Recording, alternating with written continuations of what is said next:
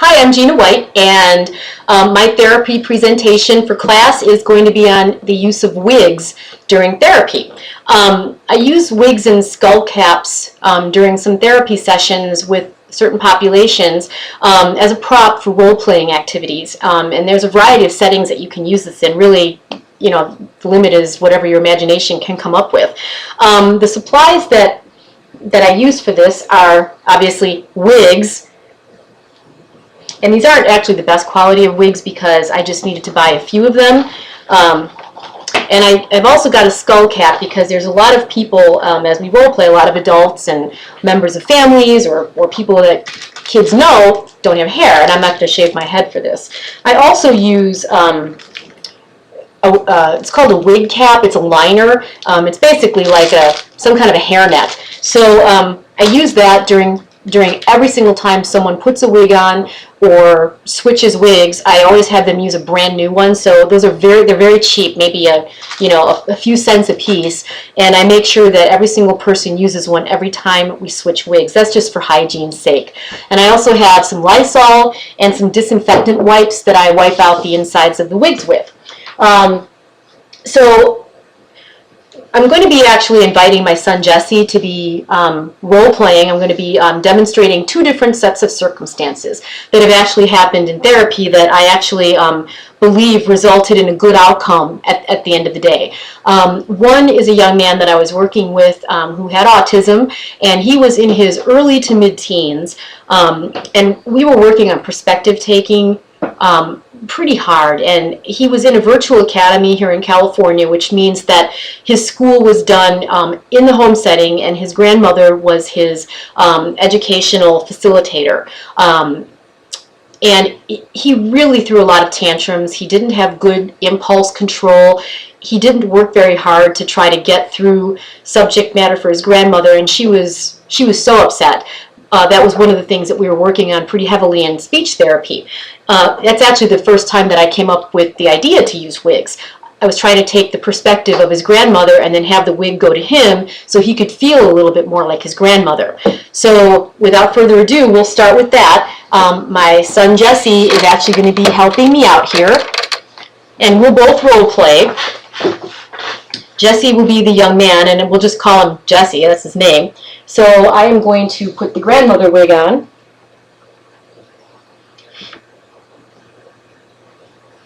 And just for time's sake, I'm not going to bother putting the netting on.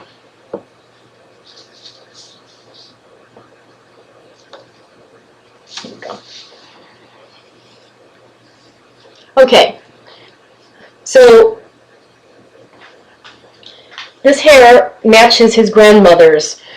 Well, not exactly. She had short, somewhat curly hair, a little bit, fluffier on top, and it was dyed dark like this. So this young man became very quiet when I first put the wig on because now I wasn't looking like me anymore. I don't necessarily look like his grandmother, but it was enough of a difference to make him think about it a little bit. And so the last major outburst that he had during our therapy sessions that his grandmother had told me about was it was a writing assignment, and he really had a hard time sequencing activities for writing. So we'll start that process and give you an idea of what that session was like for his grandmother. And then Jesse and I will switch roles, and that's when the young man really started to get an idea of what his grandmother might have felt like with his outbursts, and they were pretty significant. Jesse is not going to be hitting me or doing anything that this boy was doing to his grandmother. You better not hit me. Okay, ready? Okay, honey, we've been working on this all morning, okay? We need to do this for school. Your grade depends on this. We're talking about a story, and all I want here are 4 sentences. The first sentence you came up with, right, we went to the park. Then the last sentence that you've come up with is, we went home. What I want you to do is just come up with 2 more things that we did at the park last week, in between getting there and in between going home. I don't get it. Why does it even matter? Because this is what we need to do for school. This is teaching you how these activities all work together. I need you to just come up with 2 more activities. What did we do when we went to the park? There's a bunch of things that we did. Just give me 2 of them to write on these lines right here. It doesn't matter what we did. This is stupid. So, at that point, the way the grandmother and the child described it, he went to his room, he kicked through the door, and it was hours before she could get him calmed down again. And he ended up in speech therapy that night, and that's where we started working on this. As a side note to that, one of the things that I did do with him after we finished our session was I had him draw a picture of the wig as a physical prop for him to keep at home in the kitchen area where he does his homework. And he was able to use that along with a drawing of angry feelings and calm feelings. His angry feelings were a big scribble, calm feelings were blue wavy lines, kind of like the ocean.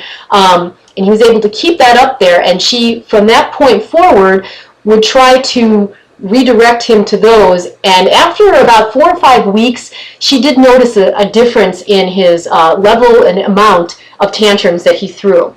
What really ended up making a difference for him, and it was really the start of trying to get through to him, was when we switched wigs and he put on the grandmother's wig.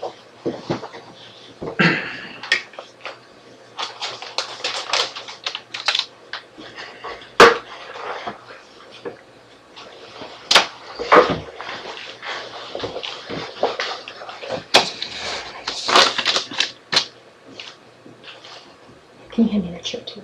Yeah. So I'm going to put on the man's shirt so that I can look a little more like a boy. This young man had a crew cut. It was very short, and so I actually have not been able to find a wig that's a crew cut. Anyway, I'll put my hair back. Okay. Now Jesse's just become grandma, so we're going to be switching roles now, and I'll be the young man, and I'm going to behave a little bit more like he behaved to his grandmother. Okay. So we went to the park, and then we got home, but we had to figure out what happened in between. Grandma, this is stupid. I don't care about any of this. Why do you have to do this? It's just 2 sentences. It's for your grade. I don't want to do it. I am tired of this. We've been working on it. I'm tired of this. It's just 2 sentences. Just what happened after we... Yeah, I know. And then you're going to make me do more after that, and I'm just tired of this. Went to the park and we came home, and that's it. I hate you. Okay, that's a little bit more along the lines of what happened. Let's switch again.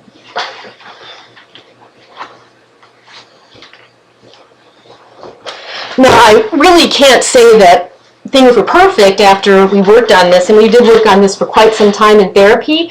But again, his grandmother did notice after, I don't know, probably about 3 or 4 weeks of working on this, that the level of his tantrums got a little better, and he really worked a little harder with his schoolwork. I don't know if this will work for everyone, but it seemed to have a little breakthrough for him. The next thing that we did, I was in a group setting with adults that were 18 to 21 years old with different degrees and levels of impairments. Some were autistic, some were mentally impaired, some, they were just different, a variety of different people. And they were learning things like how to be able to try to live in a group setting, how to be able to cook, how to call for buses. Social skills were a big one. How to be able to go on a job interview. And the big one that the teacher had asked for some help on was talking to a member of the opposite sex. It didn't really work very well to be able to just get a hand out and talk to these adults about that. And this was a very real issue for them because they were all at dating age and they wanted to date. And so what we did was we started to role play, and when I did that, it really wasn't very effective for them either because they all felt like themselves, and they were in a classroom with people that were exactly like them.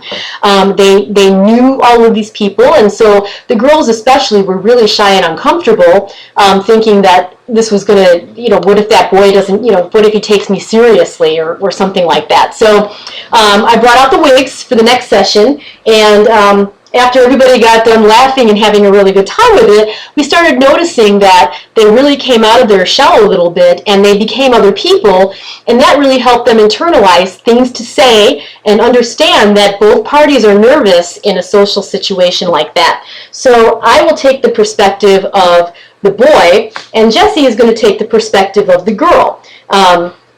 We did this both ways, where the girls were just a different girl with the wig, but for this purpose, we're going to make it a little extra silly.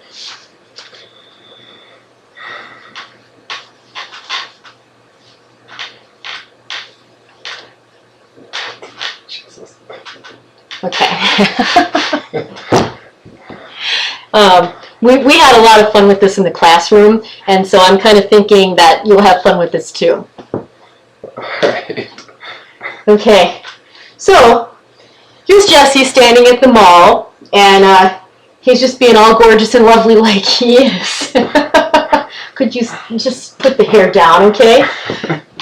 And I am going to be, I'll call myself Gino. I'm Gino, and I'm big God. I want to go and say hi to that pretty girl, but I'm too embarrassed normally. Once I put this wig on, I got to learn how to say hi to a girl. Hi, I saw you standing over here by yourself, and I thought I'd say hi. How you doing? Oh, I'm doing good. My name's Gino. Jessica. Nice to meet you. Have you been shopping very long today? Yeah, I just got out of Victoria's Secret. Okay. All right, so that just went down the drain really fast, but nonetheless, that got the point across that once they break the ice and say hi and come up with a real fast line of how to say, how are you? I noticed you're standing here by yourself, or, you know, have you done much shopping today? It broke the ice, and some of them actually did end up using it in real life, which was really encouraging. So anyway, these are just two examples of how to be able to use wigs in therapy. I am trying to grow my wig collection to get some different hair colors and different hairstyles. Again, I haven't found wigs anywhere that are crew cut or short hair cut for men.